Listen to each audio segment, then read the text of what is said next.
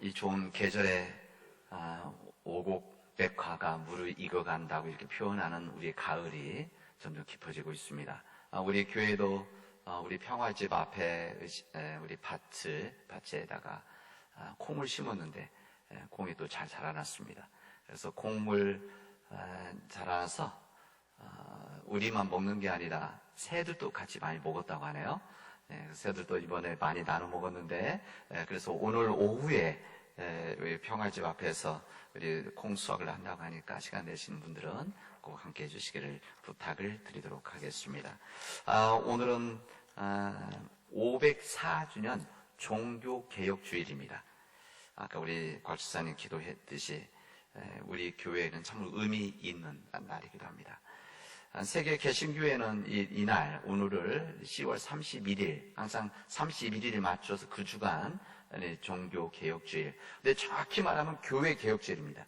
그리고 그냥 영어로 쓰면 그냥 리포메이션이기 때문에 뭐 처치 아니면 릴리전 종교 이렇게 쓰여져 있지 않고 그냥 개혁주일입니다. 그러니까 우리 표현으로는 아마 일반 사회에서 학교에서는 종교개혁주일로 일반적으로 말하지만 우리 교회에서는 이날을 교회 개혁주일이다 이렇게 하는 것이 더 정확합니다. 우리는 교회 개혁주일을 지키면서 우리 교회 개혁의 정신을 1년에 한 번은 돌아보고 우리가 어떻게 시작이 되어졌는지 그리고 우리 교회가 어떤 정신으로 우리 교회가 세워져서 걸어왔는지를 알 때 우리가 앞으로 나아가는 길을 방향을 잡게 되어집니다. 1517년 독일 비텐베르그 대학의 교회 정문 앞에 95개 조의 하나의 문서가 붙었습니다. 아주 깜짝 놀랄 만한 일이었죠.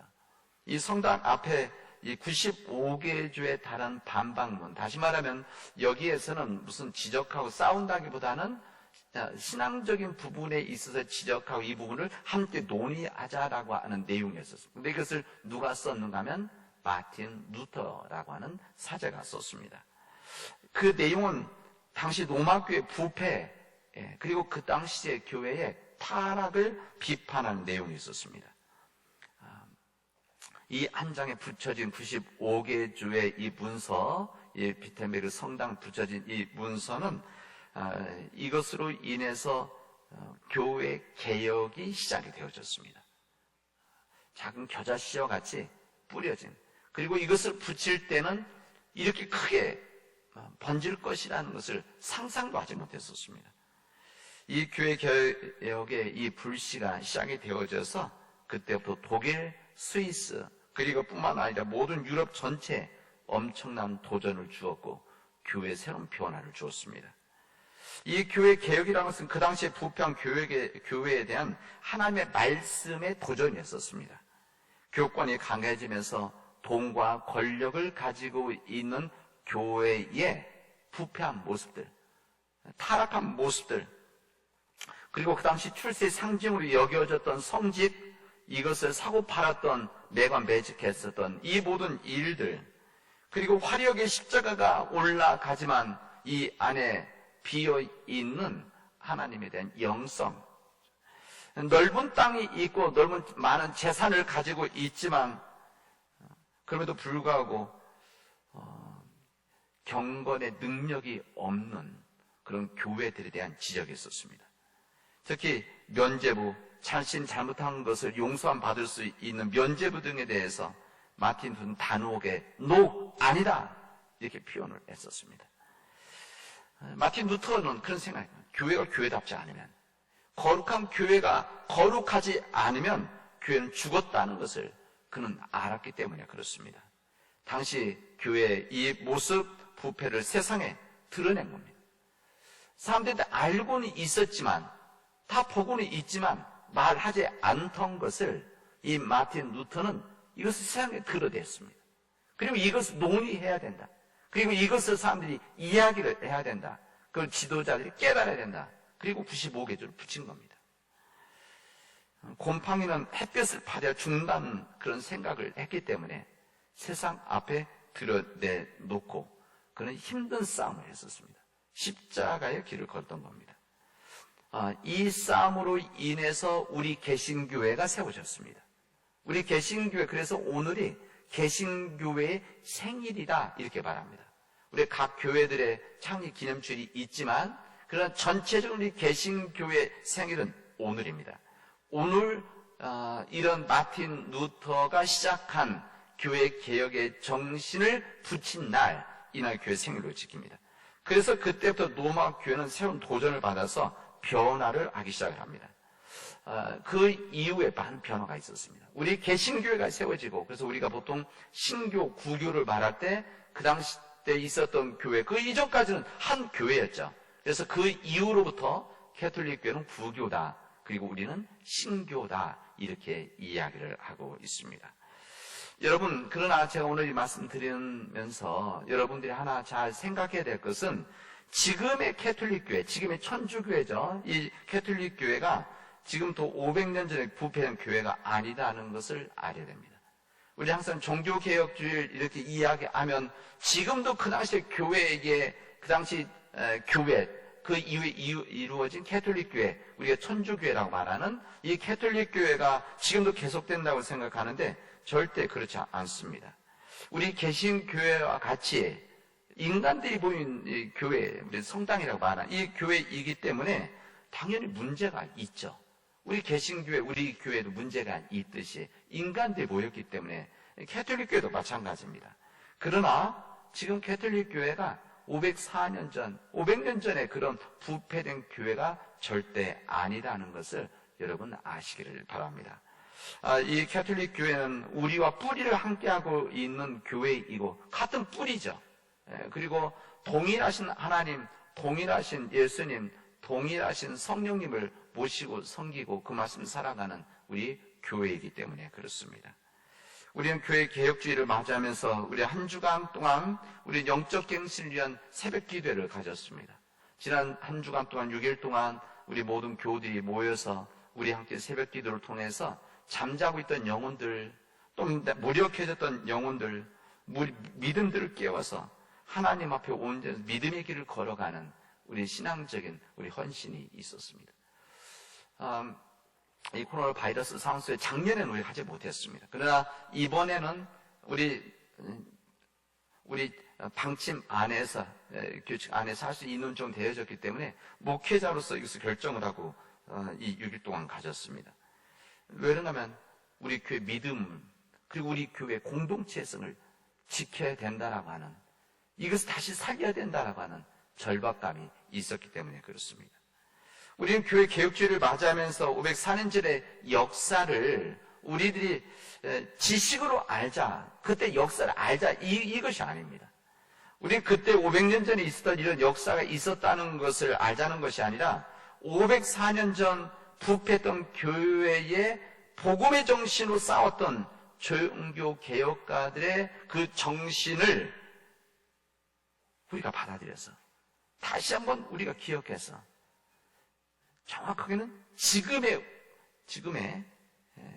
우리를 돌아보고, 우리 한국교회를 돌아보고, 우리 믿음들을 돌아보고, 우리 교회를 돌아보자라고 하는 그런 간절한 마음입니다.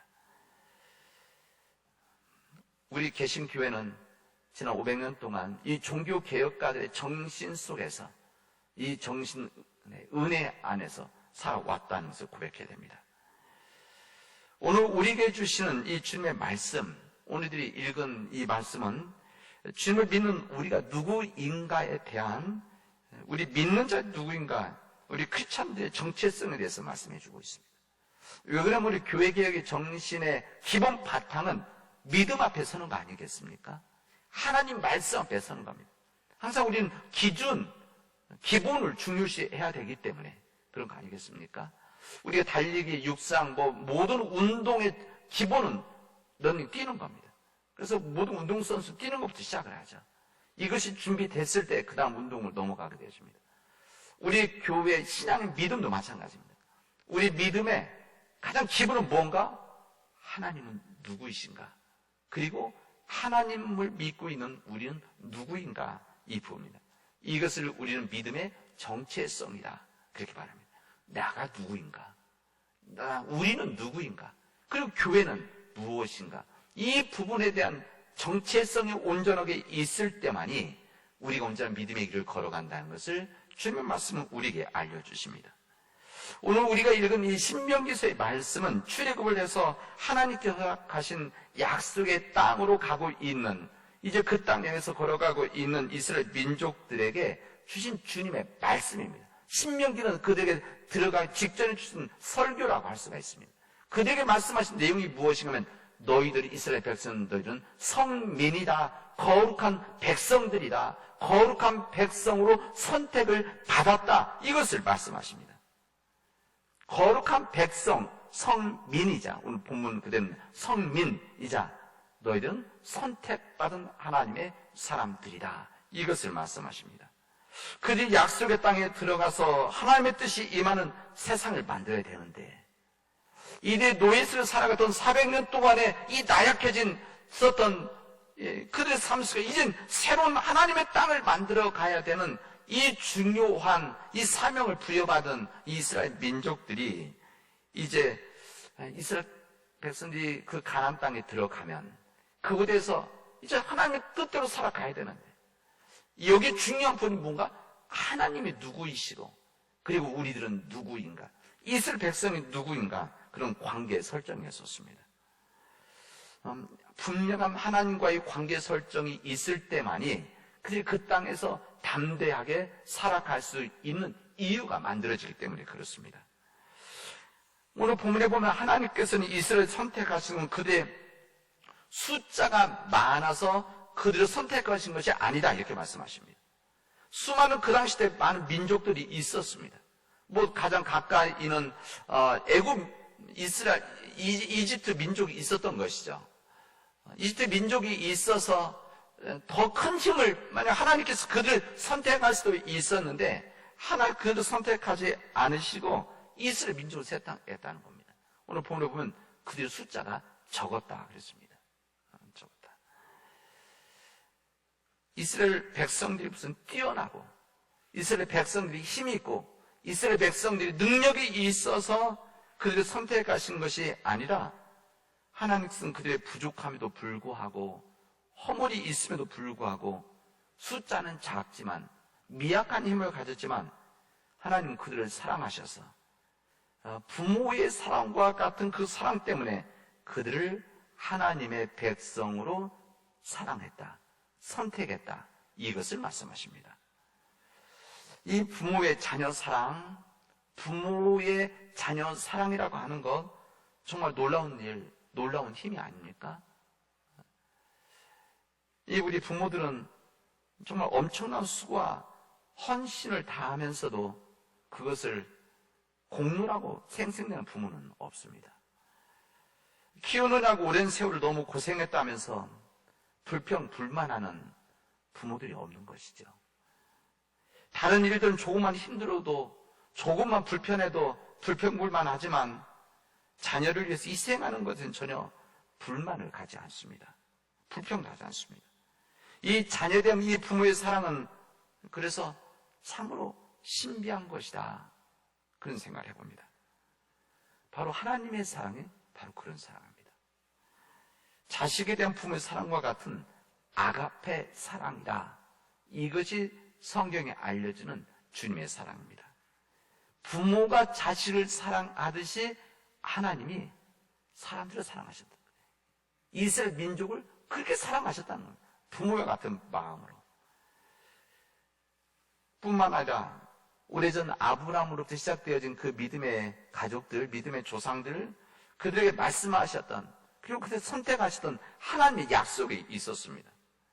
그들을 출애굽에서 애굽에서 출애굽을 시켜서 가나안 땅으로 인도하시는 하나님의 약속이 있었습니다. 이미 그의 약속의 땅 가기 전에, 그리고 이 애굽 땅으로 가기도 전에 우리 하나님은 그 누구와도 약속을 하시면 반드시 약속을 지키신다라고 하는 하나님, 그 신실하신 하나님의 그 신실함 때문에 이스라엘 민족을 사랑하시고 선택하셨다는 것을 말씀해 주십니다.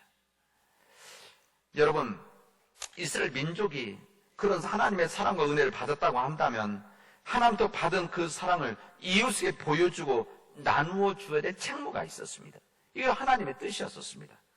하나님 이스라엘 백성들에게 신실한 하나님의 사랑을 받은 이스라엘 백성들이 하나님의 사랑을 그대로 받아들이고 이것을 나누어야 되는데, 이것을 전해야 되는데, 그래서 이것을 지켜나가야 되는데, 이것을 지키지 못하면 오늘 본문의 말씀은 이들을 심판할 것이다, 이렇게 말씀하시고, 이 하나님의 말씀을 지키면 천대까지 이내 하나님의 한없는 사랑을 베풀어 주실 것이다, 주님은 말씀을 하셨습니다. 그런데 이스라엘 백성들이 그 이후에 하나님의 말씀대로 살지를 않았습니다. 주님의 기대를 저버렸습니다. 그들은 하나님의 근본 정신을 잃어버리고 율법주의에 빠져서 형식적인 하나님과의 관계만 남고 이웃에 대한 사랑과 배려, 관심을 잊어버렸습니다.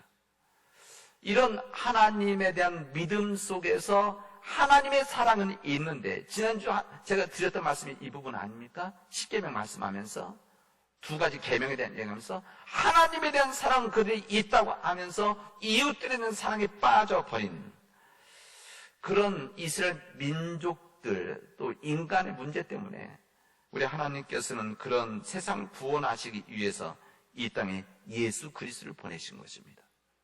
이들이 만약에 하나님의 은혜 안에서 하나님 뜻대로 살았다고 하면 아마 예수 그리스도 이 땅에 보내시지 않으셨을 것입니다. 그러나 그들이 하나님의 뜻을 지키지 못하고 하나님의 은혜대로 살아가지 못하고 그들이 받아 하나님의 사랑을, 은혜를 이웃들에게 나누지 못하는, 하나님 말씀 지키지 못하는 그들을 위해서 주님을, 예수님 보내신 것입니다. 예수께서 이 땅에 오셔서 그래서 유대교를 겨냥해서 하신 이 말씀은 뭔가 하면 그 종교에 싸늘해 죽어 있었던 그들의 심장이었습니다. 종교의 심장이란 무엇이겠습니까? 종교의 심장이란 그 안에 담겨져 있는 사랑과 자비입니다. 이 사랑과 자비, 하나님께서 허락하신 사랑과 자비를, 그것을 이웃들에게 나누는 사랑과 자비가 빠져버리면 이것은 심장이 식어버린 사람과 같다는 겁니다. 심장이 따뜻하게 뛰고 있으면 그 생명은, 그 생명체는 살아있는 존재입니다. 그 종교가 사랑이 있고 자비가 있다면 살아있는, 생명이 있는 종교죠. 그런데 당시의 유대교는 사랑과 자비가 없었습니다. 살아있다고 하지만 죽어 있었습니다. 겉모습은 살아있었지만 실제 속은 죽어 있었습니다. 이웃에 대한 사랑과 자비가 없는 죽은 종교가 되어 있었던 것입니다. 지난주 말씀에서 율법사가 이야기하죠.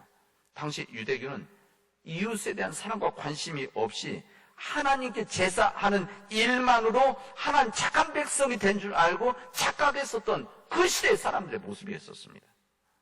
십계명의 핵심인 하나님의 사랑, 이웃에 대한 사랑, 이 모든 것을 함께 아우르지 못하고 율법주의에 빠져서 이웃을 심판하고 이웃들을 정죄하는 일에 열심일 뿐 하나님의 자비와 긍휼의 품성은 그들 가운데 메말라 있었던 것입니다. 그러하였기 때문에 예수님께서는 그 냉각된 종교의 심장인 그 사랑, 식어버린 그 심장에 다시 한번 살리려고 하는 그런 위대한 헌신을 주님은 하신 거죠. 이웃사랑의 열기를 되찾지 않으면 살아있는 신앙의 회복이 불가능하다는 것을 주님은 알고 계셨기 때문에 그렇습니다. 자기를 사랑하는 사람에게만 사랑하는 사람, 가까운 형제 자매들처럼 자기와 아는 사람들에게만 보여주는 그 사랑을 아는 그들에게 주님은 통렬한 지적을 하십니다. 그런 정도의 사랑 가지고는 안 된다. 그런 사랑 안 된다. 자기를 사랑하는 사람들에게만 사랑하고 자기에게 인사하는 사람들에게만 인사하고, 이런 사랑은, 이것은 심장에 싼에 식어있는 사람들이다, 이것을 말씀하신 겁니다. 그래서 그런 정도의 사랑은 이스라엘 민족도 유대인들이 죄인이라고 취급하는 세리들, 이방인들 그만큼은 사랑을 하고 있는 것이다, 주님 말씀하셨습니다. 자기를 불편하게 하는 사람이나 해를 끼치는 사람들에게 가차없이 미워하고 보복하고 따돌리는 그 짓들을 하고 모든 어둠의 자식들을 미워하라고 하는 이 말 때문에 이 문자로만 그것을 받아들여서 죄가 아니라 그가 가지고 사람의 죄 부분에 대해서 미워해야 되는데 그 사람까지도 미워해서 그들을 정죄하는 이 모든 일들이 일상화되어지고 정당화되어져 있는 이런 이스라엘 민족들에게 주님은 통렬한 지적을 했던 것입니다. 이런 지도자들의 영적 수준이 이 정도였었으니까 그 유대교에 무슨 생명이 있을 수가 있겠습니까? 그런 세상을 구원할 수 있는 역동적인 힘들이 거기 있을 수가 있었겠습니까? 세상과 전혀 다를 바 없는 죽은 종교라는 것을 그들은 깨닫지 못하고 있었던 겁니다. 그들은 안식을 준수한다고 해서 하나님께서 기뻐 받으실 생각하는데 그들이 그런 마음을 갖고 안식을 준수한다고 해서 하나님께서 그 제사를 기쁘게 받으시겠습니까? 우리 예수님께서는 그런 상황에서 제대로 사랑을 실천할 수 있는 하나님의 자녀들이 되어야 한다고 오늘 복음서 말씀 우리에게 말씀하십니다. 세상 사람들이나 그 기존의 유대교인들과는 확실하게 다른 참 사랑의 하나님의 자녀들, 그 자녀들의 모습을 가지고 있는 이 사람들을 주님께서 부르셨는데 바로 그 사람이 누군가? 주님의 제자들입니다.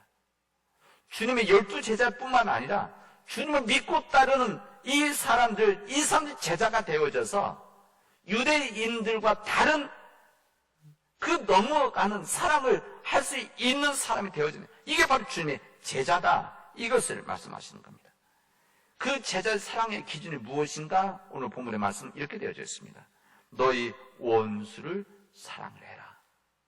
그리고 너희를 박해하는 자들을 위해서 기도할 수 있어야 된다. 원수를 사랑할 수 있고 박해하는 자들에서 기도할 수 있는 그런 사람, 그런 주님의 제자, 이때가 분명한 하나님의 아들이고 주님의 제자다.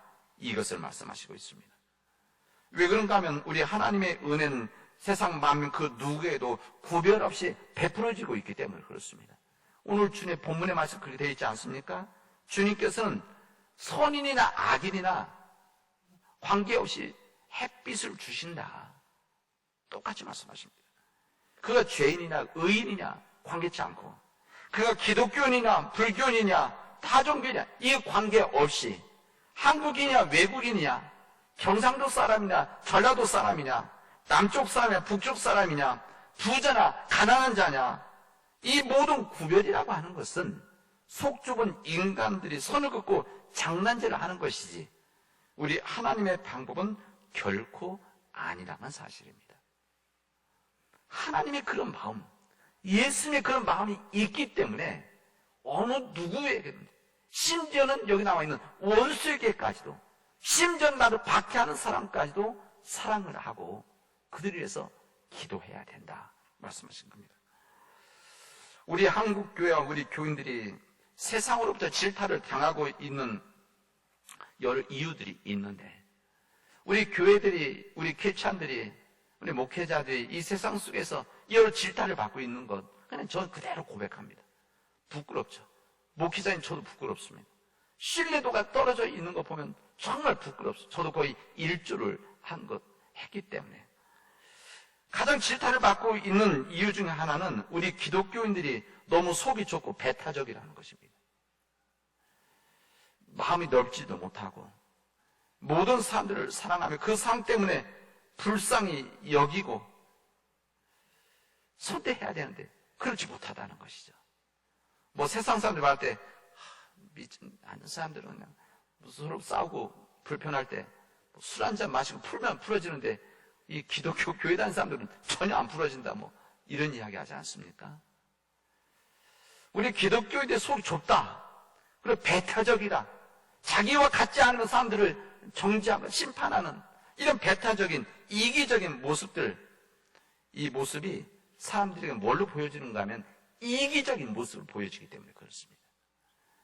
속주가 터진 자식들 때문에 크고 자비로우신 우리 하늘 아버지께서 세상으로부터 모욕을 당하고 배척을 당하고 있는 것이죠. 우리 사람도 그런 거 아닙니까? 자식이 잘못하면 부모들이 욕먹는 것과 똑같습니다.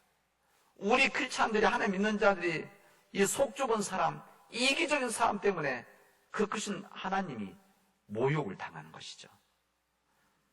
그 당시 때 이것을 극복한 사람들이 누구냐? 이런 삶을 살아가고 있던 유대인들 뛰어넘은 사람 누구냐? 그게 바로 주님의 제자들이라는 겁니다. 주님의 제자들이 되어지는 사람들.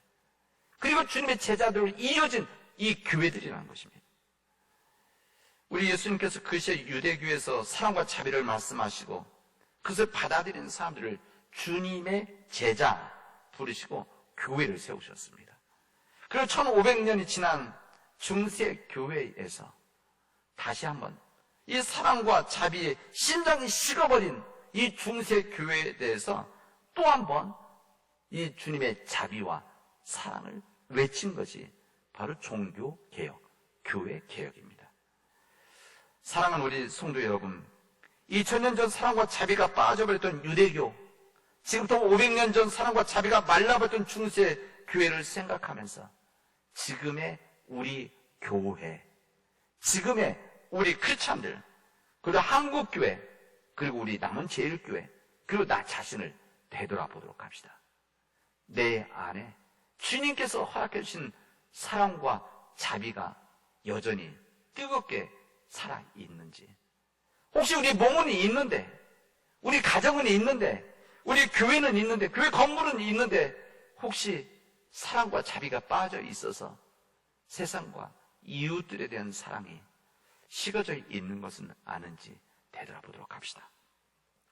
만약 우리가 그런 주님의 뜻대로 살지 못했다고 한다면, 끊임없이 사랑과 자비를 위해서 우리 스스로 끊임없이 거듭나고 개혁하지 않았다고 한다면 진정 주님 앞에 회개하고 주님께 돌아서서 십자가의 길을 선택하고 걸어 나가도록 합시다. 그 길이 주님께서 우리에게 천대까지 우리에게 복을 주시고 우리에게 하나님의 사랑을 주신다고 하는, 바로 인애를 주신다고 하는 하나님의 약속입니다. 하나님 은혜 안에서 이런 귀한 복된 삶을 위해서 믿음의 길을 걸어가는, 그리고 십자가의 길을 걸어가는 우리 사랑 교우들이 되어지를 주님의 이름으로 축원하겠습니다. 기도합시다. 은혜가 풍성하신 하나님 감사합니다.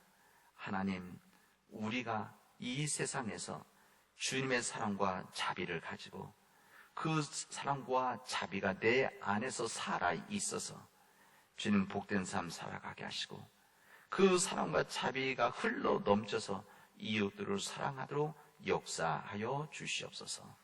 하나님, 내 안에 하나님의 사랑과 자비가 풍성해져야 되는데 이 풍성해지기 위해서 하나님 말씀 앞에 온전히 서게 하시고 주님께 기도할 수 있는 우리 주의 백성들이 되어지도록 인도하여 주시옵소서. 예수님의 이름으로 기도합니다. 아멘.